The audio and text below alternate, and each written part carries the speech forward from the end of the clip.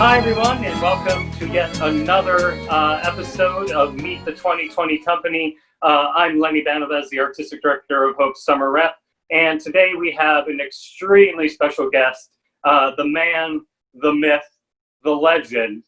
Chip DuFord is our guest today. Chip, how are you doing? I'm doing good. Hanging in there.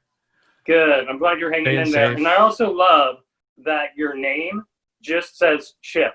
Because when it comes to HSRT, you kind of are like a one name, like, you know, you're Chip. It's like Madonna or Prince and Chip. So I'm so excited. Before we start recording, I was like, I'm not going to tell him to change that, but I'm also going to address it within the first 15 seconds of our interview. What's your last name? What's your last name? We won't talk about your last name. You're just Chip. So where are you right now, Chip? Tell us where you're locked down at. I am in Grand Blanc, Michigan, near Flint, Michigan, over on the west hand. Let's see. So it'll be right about here. I hope I'm facing the right way. Is the thumb on the right side? Yeah, that's right. Mm-hmm. Okay. Yeah. So near Flint and near my parents and one of my sisters, and not far from my other sister. So excellent. That's home right now. Yeah. Yeah, and you're the first to have the professional setup with the voiceover microphone and everything. So before we jump into all the HSRT stuff, why don't you talk about your voiceover work and things like that? You have the equipment, so you might as well brag on yourself a little bit. Okay, actually, this is kind of interesting because as all the jobs began to go, I have been going back into something I used to do about 3 years ago, which is being an online lounge lizard on a website, a virtual world called Second Life. And it's kind of like a sort of track singing, and they have these virtual venues where your people's avatars from all over the world come and dance and socialize, and there's a live person singing, Sinatra tunes. Yeah. Yours truly, Cranston Yordstorm is my name. Yeah, I've seen you post them on social media, and they're really kind of fun. You have all these avatar virtual people. And then you have this box that has Chip, who is like Michael Bublé his best. I only just started doing that too, the YouTube live thing in the corner, yeah.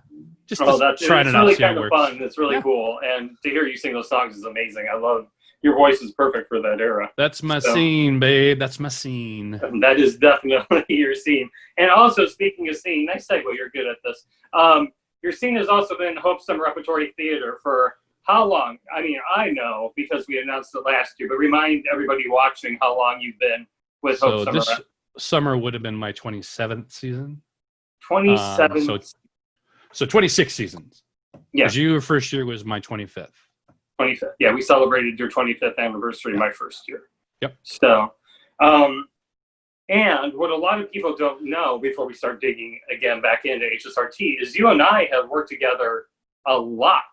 Yes. Prior to, we have a really unique kind of parallel journey that led us both to HSRT. So the first thing being, we both went to the same grad school. Yes. Ohio University. Go Bobcats.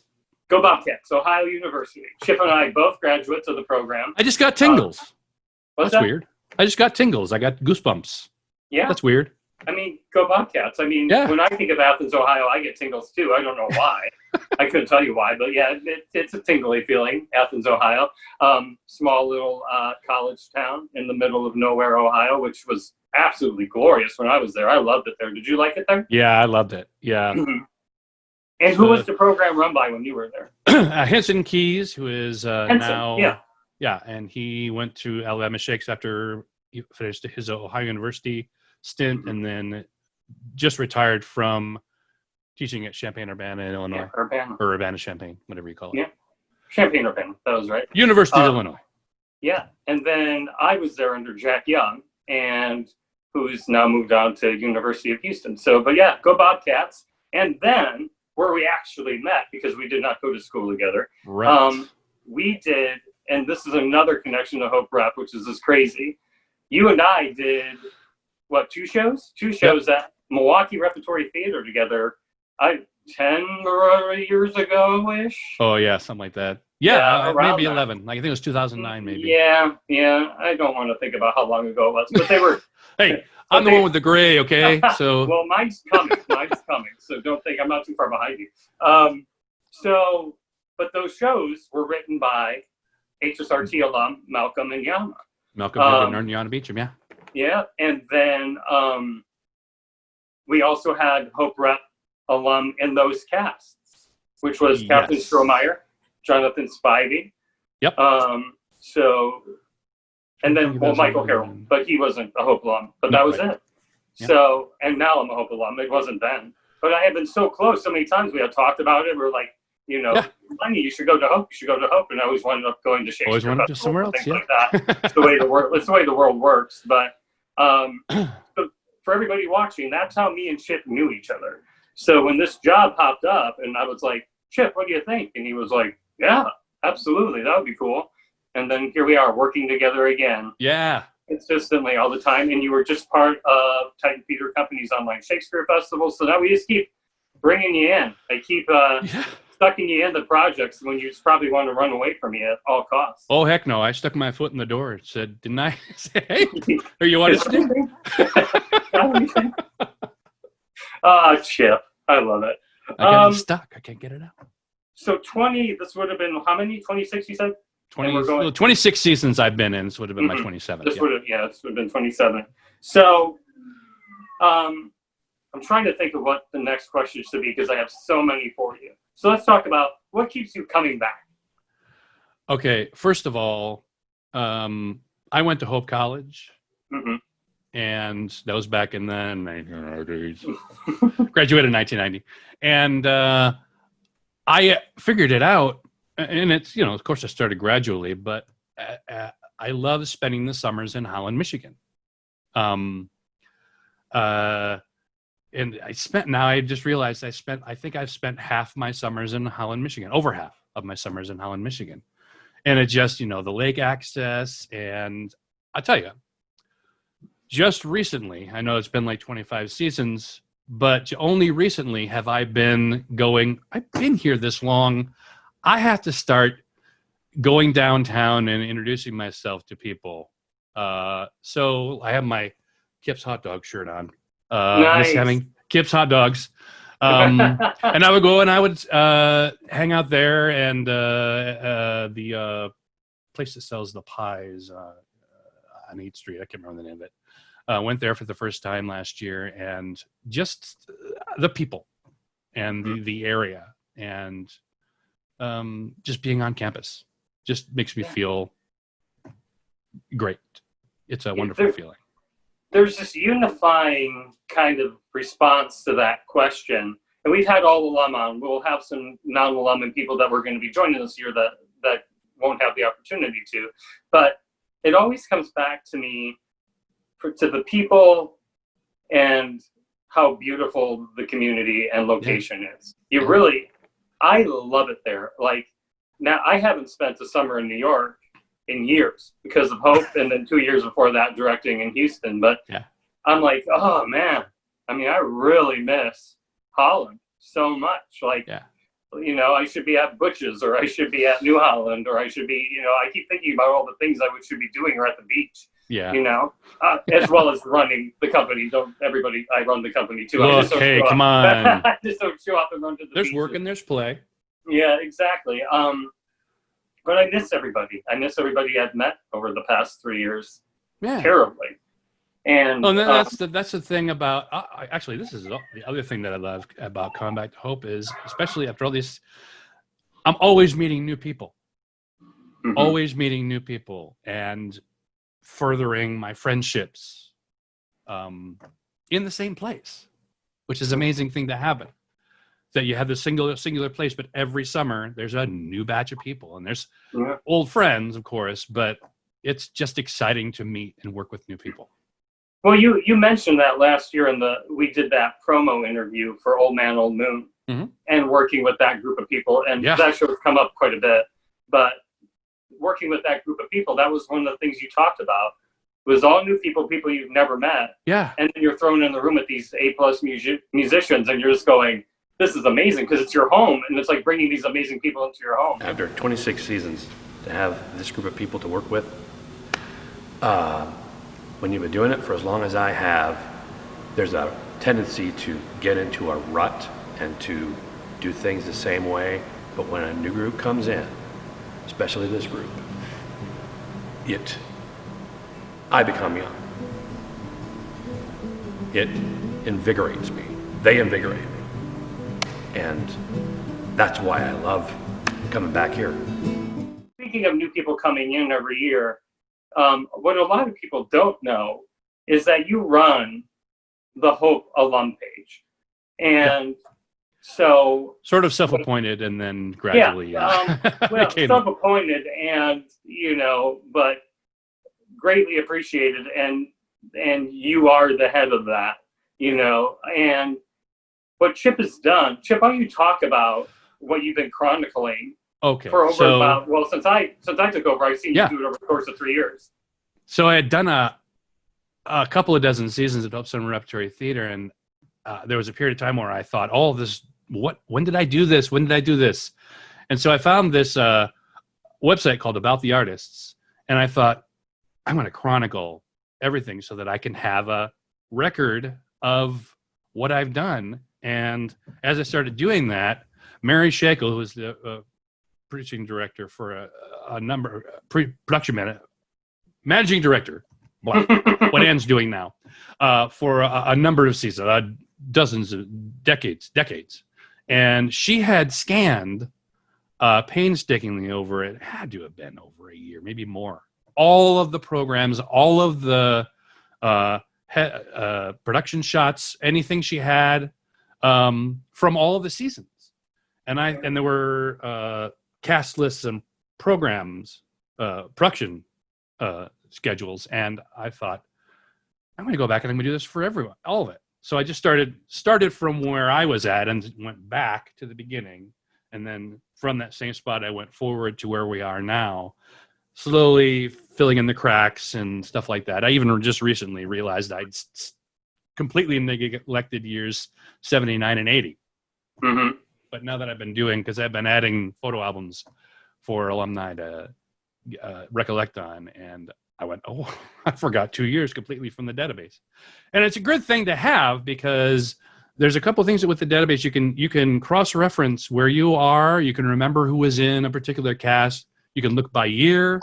You can actually do sort of the 6 degrees of separation with Broadway actors and find out where your connections are along the lines, because all their regional theater stuff is in there for the most part anyway. And it's all like Wikipedia, so people can go in and change it if they want to do, but why would they do that? But you can just go in and make sure your record is straight. Yeah, it was no small undertaking, but it was so glorious to watch because there is such a treasured history of HSRT. Yeah. Which is a glorious segue into the next question. But for your work to have documented that, I mean, I can't thank you enough. I'm sure, David and Mary can't thank you enough. And John, the past leaders of the company. I mean, Ann and I talk about it all the time. We're like, have you seen what Chip is doing? It's amazing. So I just want to say thank you for all your hard work on that. It really is. Well, it's a pleasure. And it's actually, I think it's kind of important because the 50th anniversary is coming right around the bend. Yeah. Yeah. So when we just talked about that. So let's talk about the past. Okay. What did you love so much about John and Mary and David, all those years? What was so glorious about HSRT at that time? Okay, when I first started out, John Tommy was my theater professor at Hope College and also my faculty advisor.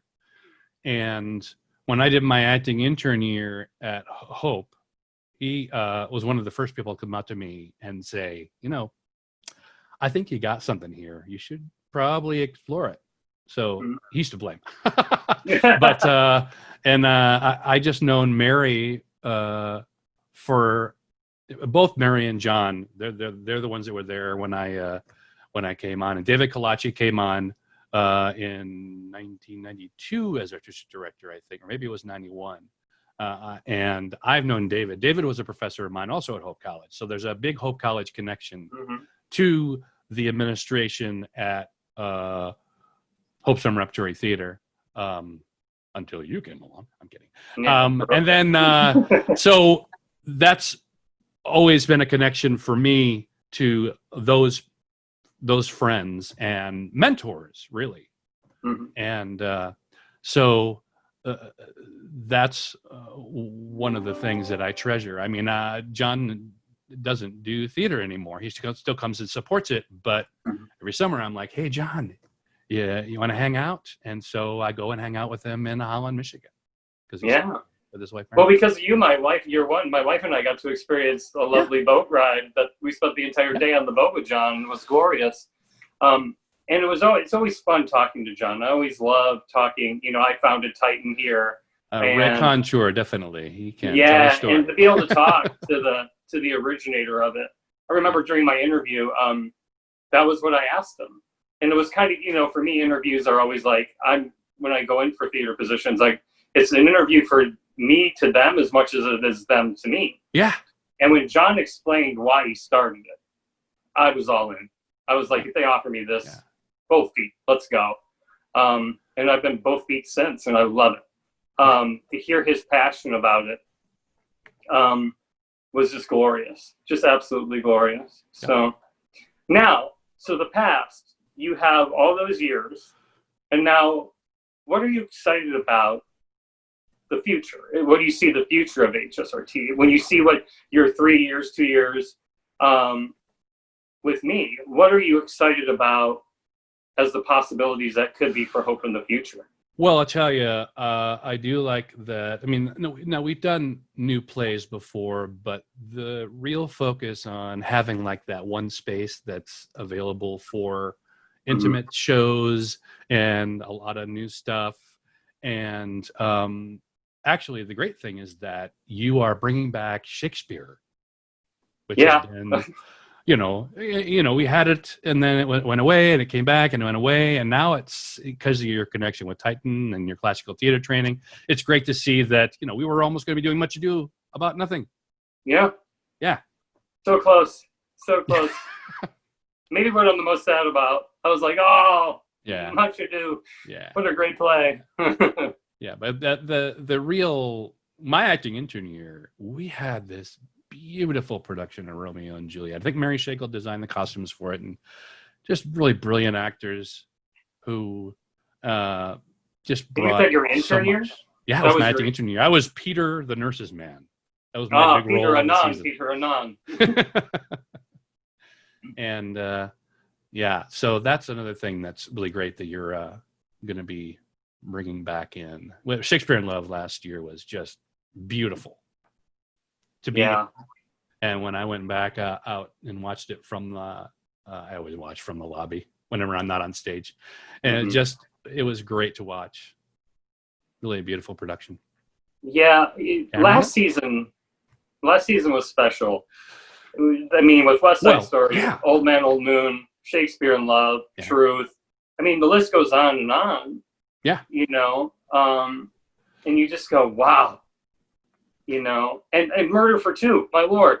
Yeah. Murder for Two, like. Yeah, I keep forgetting. There's that actually that sort of mini thing at the beginning. Yeah. Yeah, which we'll keep. It's just, it was such a special season, and all those shows were just, you know, A+ home runs, and I don't say that just because, you know, I'm the artistic director. Like to think the leader for the work is. It was a good year. It was a big year, and I think we're still tired from it, but it was a really great one. So this is going to be a hard one, and normally this is where, you know, an interview would wrap up. But how do you wrap up a career like yours in 15 minutes? We're not going to. We're going to keep going. So normally this would be the lightning round, and I'd rip off some crazy questions and throw everybody off. But I won't. But I will put you on the spot. Your top 5, or 3 to 5, you can pick them. Your top 3 to 5 favorite shows you've done at Hope Summer Rec. Okay, I can name them. I have 3 right on the top of my head. One of them, of course, was last year, doing Old Man, Old Moon. Mm-hmm. And actually, the thing that I think that I'm most proud about, and the three that are the prideful ones, is I did something that I had never done before. And learning the accordion in a year, because I had the time to do it, was delightful. Now, I'm in a efficiency apartment with paper-thin walls, and so the accordion has collected some dust for a while. I was actually hoping to bring it back to Hope so I could bone up on it in the apartment. But it was just learning that new instrument. Do you want to tell that story really quick? Because your face when I asked you if you could play the accordion, because there was the initial moment, and then there was the follow-up email like 2 weeks later of like, are you serious? Well, are you serious about that? Well, normally I would get these kind of questions like in like a month and a half before the rehearsal start. And I'm like, there's no way I can learn the accordion in a month and a half. But it was like, oh, wait a minute. I have a whole year. I know I have at least some time more. I can dedicate like 3 months to doing it. Yeah. So then I was like, no, wait a minute. Yeah, I can do that. Yeah. And it was challenging because I don't have any piano skills. I have more now, but yeah, that's one that I feel quite proud of. And because of the fact that I'm learning a new instrument and I'm playing with 7 other actors who know their instruments and feel like I'm, Alex Thompson, the music director. He did a great job of helping me pare things down and simplifying a lot. But I felt like, there were times where I was like, yeah, this is great. Yeah. Okay, so that was one. The other one was, and I'm going to give a tip of the hat to Dinah Robbins. Have you met her? Mm-hmm. Have I met Dinah? Yes, I have met her. Of course you have, yeah. She's a theater faculty at Hope College and directed a number of things. And when we did Little Women in 2000, be 11 now. This would have been 10 because we were doing it this season. Yeah, it was 11 years ago. Okay, so 11 years ago we did it, and normally, well, you know this, Chip DuFord plays the blustery character like Fenneman last year in Shakespeare in Love, and I was doing the hotel manager in room service, and Dinah was like, "Okay, so what you're doing there, we're not going to do any of that." And I thought, that's great. This is such a simple direction. So slowly we just started chopping away at the blustery Chip DuFord until I created this kind of subtle thing that I'd never seen on stage. And I got great reaction from castmates and the audience members. And you played Professor Bear, right? Yeah, Professor Bear, yeah. Yeah. And actually I got a subsequent role of Professor Bear at a theater out in California because of the work I'd done that summer, which I always credit Dinah Robbins for that. Well, I was very proud to be able to have because that. One of the things, when I said I knew you, and she was like, "Oh, Chip, I love Chip." And she immediately said, "You should have saw him in Little Women." We talked about, you might not remember during rehearsal because we were throwing an accordion at you, is I reference that. I go, I know you can do this because I know about your Professor Bear. And so you can be subtle and you can do all those things. Right. And of course, we pair it with something like this year we were going to pair all those things, the Big Innkeeper and La Mancha and Dogberry, which are the sizes, crazy, crazy, crazy. Yeah. But that's why I loved your work so much in Old Man, Old Moon. It was subtle and it was simple. Yeah. It was beautiful. Okay, number 3. Okay, number 3 is actually the catalyst for working with Yana and Malcolm that got you and I working together, which is we did Chaps the first year in 1995, I think. And they had just lost the rights to do Forever Plaid. And David and Mary were like, we got to do something. We have these 4 actors. They sing 4-part harmony. Do you know anything? And they said, well, just write something. And they knocked their heads together and they created this show. And David calls me up and he's like, okay, I got bad news and good news. We lost the rights to Forever Plaid, but we have this musical that was being written, and it's the British Broadcasting Corporation taking the place of cowboys during World War II on the BBC, and we're calling it Chaps. And I'm like, I'm in. Just with the premise.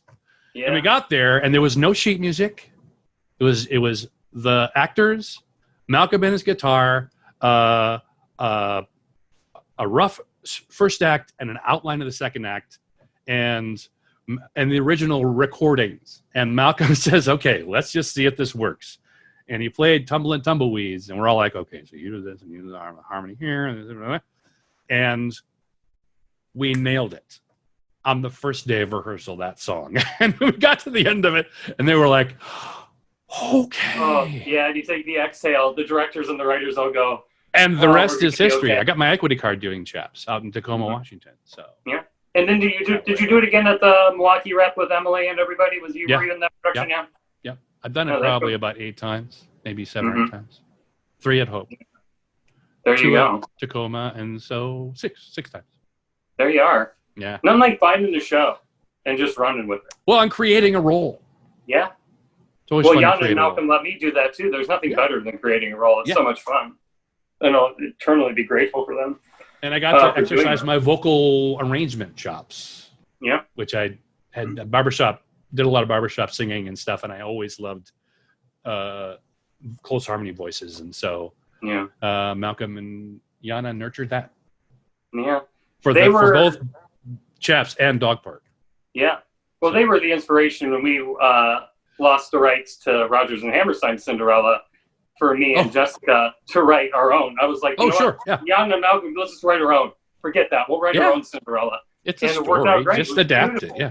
I mean, that was another one last year that was just another gorgeous show. Okay. So now we're, as we are wrapping up. All right. 5, not 5. That's too many. Let's go. Dream roll. 2 dream rolls that you have yet to play. I'll tell you, I would like, as far as classical, I'd love to play Falstaff in Merry Wives and Henry IV. For those of you at home, you see immediately the pen comes out as I start taking. I got the beer going. Come on, I got my Corona. I know you got the Falstaff thing going. And as far as I've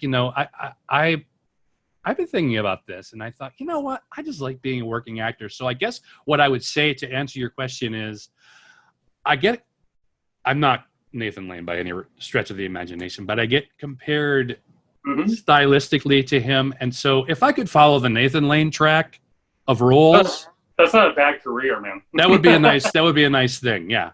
I actually did a play reading of Angels in America and played Roy Cohn, and it was a lot of fun. Yeah. Yeah. Yeah. Nathan has had a stellar career. Everybody knows Nathan. He's an A-lister. He's earned his stellar career. Yes, he has. He definitely has. Yeah. Well, Chip, we're going to hear you sing a little ditty, and then we're going to lay over some pictures to celebrate your glorious career at HSRT. Of course, I'm heartbroken that I don't get to hang out with you another summer, and for you to tell me to duck while the sail comes across the boat before I get my butt knocked in the water. But I have no doubt that you and I will see each other again soon, and we'll talk soon. I'm not going to. Yeah, knock on wood, huh? But thank you for your time. Pleasure, man. Oh, of course. It's always a joy talking to you. It's my pleasure, too. And thank you to everybody watching yet again. And here is Chip. What are you singing in the video? Oh, I played Albert Peterson in Bye Bye Birdie in the 90s, I think. In the early 2000s. And this is a great happy song called Put on a Happy Face. Excellent. And with that, we're going to listen to Chip sing, and we'll see you soon with another interview following this. So take care, everyone. Stay home, stay safe, and stay strong. And we'll see you soon. Gray skies are gonna clear up, put on a happy face, brush off the clouds and cheer up, put on a happy face, wipe off that gloomy mask of tragedy, it's not your style, you look so good that you'll be glad you decided to smile, so pick out a pleasant outlook, stick out that noble chin, wipe off that full of doubt look, slap on a happy grin and spread sunshine all over the place. Just put on a happy face. put on a happy face.